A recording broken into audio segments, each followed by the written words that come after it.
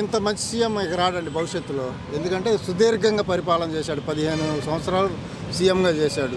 ఉమ్మడి రాష్ట్రం మీద 9.5 సంవత్సరాలు, మన రాష్ట్రం విడిపోయినాక 5 సంవత్సరాలు. ఇప్పుడు ఈయన మీద చిన్న చిన్న ఆరోపణలు వచ్చినా కానీ అవి ఆరోపణలే కానీ నిజం కాదు. ఇతను ఒక పక్కా ప్రణాళిక ప్రకారం, చాలా పద్ధతి ప్రకారం రాష్ట్రాన్ని ముందుకు తీసుకొని వస్తూ ఉన్నాడు. చాలా చాలా గుడ్ సీఎం. ఇంకెంతకంటే దేశంలో దాదాపు లేడు. జ్యోతి బస్ పరిపాలన చేశాడు.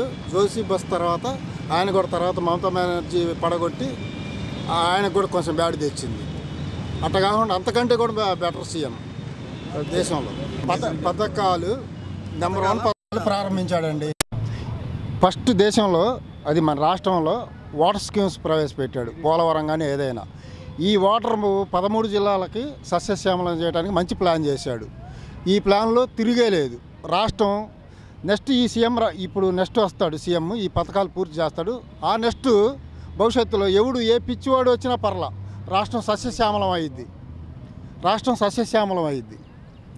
ఎందుకంటే ఇంకే వాటర్ ఇస్తే నీకు ఎవడికి ఏమి ఇవ్వక్కర్లా.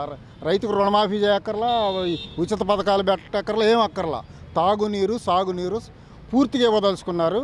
ఇది కనుక సక్సెస్ అయిందంటే నెక్స్ట్ ఈ 5 ఇయర్స్ కనుక చంద్రబాబుని ఎన్నుకుంటే ఇవన్నీ పథకాలు సక్సెస్ చేస్తాడు. ఇక చూడండి, ఇక రాష్ట్రానికి ఎవరు వచ్చినా పర్లా, ఏమి చేయకపోయినా పర్లా, ఈ ఒక్క తరం అతను చేయదలుచుకున్న పథకాలు మొత్తం అమలు చేస్తే ఇంక ఎవడు ప్రజలకి ఎవడు హెల్ప్ చేయక్కర్లా. అంత బాగుంది. కావాలి, స్పెషల్ స్టేటస్ కావాలి. అది ఉంటే ఏ సీఎం అయినా ఓకే.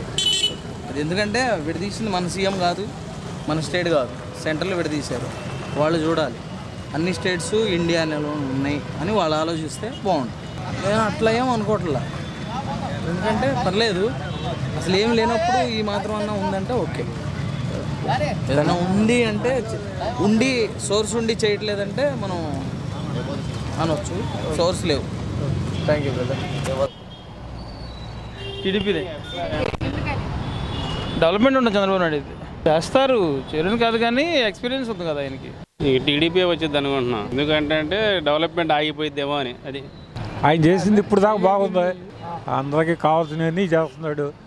ఏం గొడవలు లేదు. విజయవాడలో లా అండ్ ఆర్డర్ బాగా దీంట్లో ఉంది. అది ప్రశాంతంగా ఉంది. అదే తెలుగుదేశం లేకపోతే ఇక ఇట్లా ఉండదు రేపు. ఎందుకంటే ఇంకెవరు వచ్చినా సుఖం లేదు.